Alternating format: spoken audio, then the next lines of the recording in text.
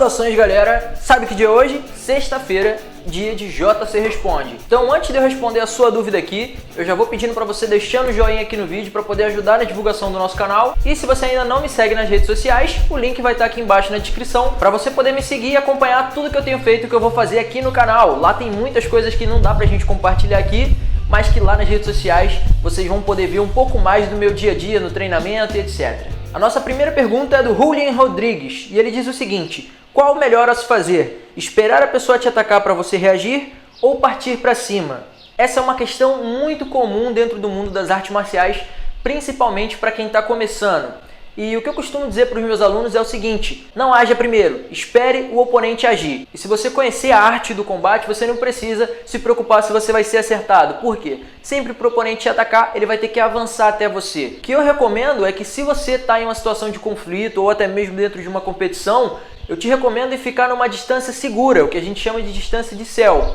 Se você ficar ao criar um clima de combate, você ficar muito próximo do oponente, ele pode ali daquela distância te soltar um golpe surpresa e você sem ver pode ser nocauteado. Então a recomendação é, fique sempre numa distância segura. Por quê? Se ele tentar avançar até você, você vai ter tempo de reação para poder fazer o contragolpe. Esperar o oponente agir não significa que você tem que ser golpeado. Quando ele tentar te golpear, você já tem ali o tempo de reação, ou seja, ele deu o tempo dele, você já acaba com o combate. Então você deve sempre medir a temperatura do combate. Mas o que a gente sempre recomenda nas artes marciais, pelo menos o que eu recomendo de estratégia, é você esperar ver qual vai ser a posição do oponente perante a sua luta. Porque muitas das vezes você pode evitar aquela luta ali sem ser por meios da força física.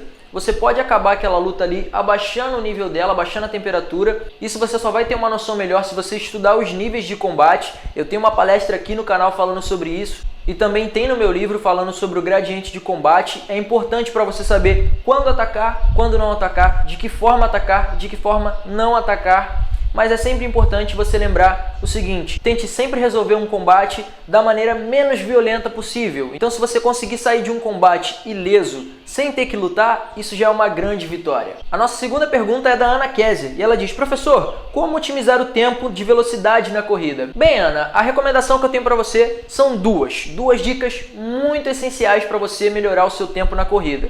Um deles é respiração. A respiração é fundamental para quem vai correr ou para quem vai praticar uma atividade física. Dentro do Kung Fu e do Tai Chi Chuan, ela é o primeiro princípio que se aprende, ou seja, antes de tudo você tem que saber respirar. Antes de você saber dar golpe, antes de você saber correr, antes de qualquer atividade, você tem que respirar bem. Então, eu recomendo que você melhore a sua respiração. Como que você vai melhorar a sua respiração? Tendo ela cada vez mais controlada e menos ofegante e fazendo a técnica certa. Se você não conhece a técnica de respiração diafragmática, que é você respirar utilizando mais o diafragma do que usando a sua caixa torácica, tem um vídeo aqui no canal onde eu falo só sobre isso e ele vai te orientar um pouco melhor sobre essa técnica de respiração. E a segunda dica que eu tenho para você é ritmo. É muito importante que durante uma corrida, principalmente na de longa distância, que você tenha um ritmo constante. E sempre que você alterar a sua velocidade, você não tenta fazer ela com disparos, e sim aumentando o ritmo. Então, duas dicas: respiração e ritmo. A nossa próxima pergunta aqui diz o seguinte: o que fazer para parar de ser preguiçoso? Bem, meu amigo, eu tenho uma dica muito importante para você parar de ser preguiçoso. A primeira delas é a seguinte: ter um propósito. Quando se tem um propósito, tudo fica muito mais fácil. Por exemplo, existe uma pessoa que ela treina arte marcial porque ela gosta. Legal, ela tem um propósito. Quando você define um propósito mais forte, por exemplo, eu vou treinar arte marcial porque eu vou participar de uma competição, ou simplesmente eu vou treinar arte marcial porque eu quero alcançar a minha próxima graduação, você passa a ter um ânimo a mais. Outra dica é você fazer planejamento.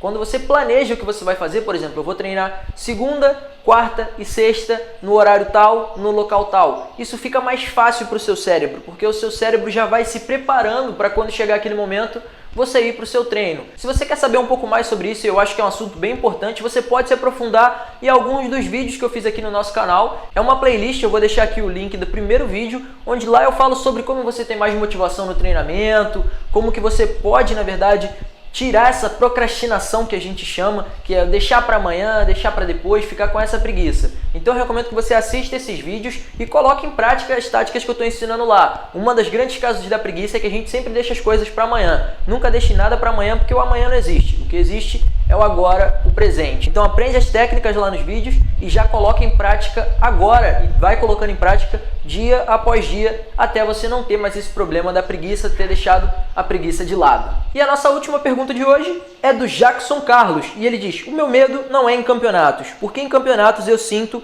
nervosismo. Agora, numa situação tipo uma defesa pessoal, eu tenho medo. Medo de me machucar, medo de machucar o adversário.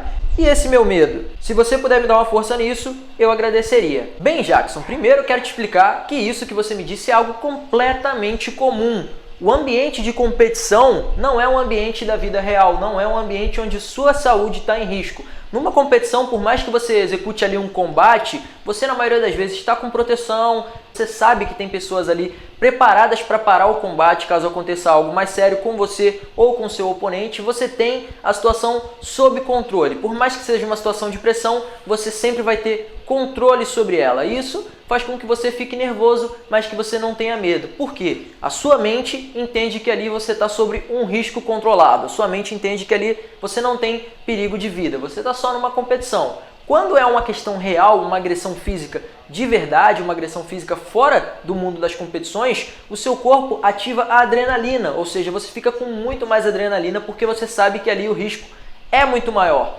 Como que você pode controlar isso? A primeira coisa é você saber que existe essa diferença. Ou seja, você ser um bom competidor não é a mesma coisa do que você saber se defender nas ruas. Isso é muito importante que você tenha isso nítido e claro na sua mente. E a segunda dica é que você faça um treinamento diferenciado. Tem escolas que têm um treinamento totalmente voltado para a área de competição, e isso é muito bom. Mas seria interessante também que você treinasse em alguns momentos, e provavelmente isso vai acontecer quando você chegar nas graduações mais avançadas dentro da sua arte marcial, onde você vai treinar um pouco mais sobre a defesa pessoal e conhecer um pouco mais sobre a arte do combate, que é um pouco diferente. Esse é um tópico muito importante em que eu abordei bastante no meu livro Caminho do Guerreiro, e eu recomendo que, se você tiver a oportunidade, você leia. Eu vou deixar o link aqui em algum lugar, caso você tenha mais interesse em se aprofundar nesse caso, mas as duas principais dicas são essas. Primeiro, você tem que saber que competição é uma coisa e defesa pessoal é outra. E segundo, você tem que saber que o seu treinamento é diferente. Então, se você treina para competição, você não vai estar pronto para defesa pessoal. Se você quer ter esse preparo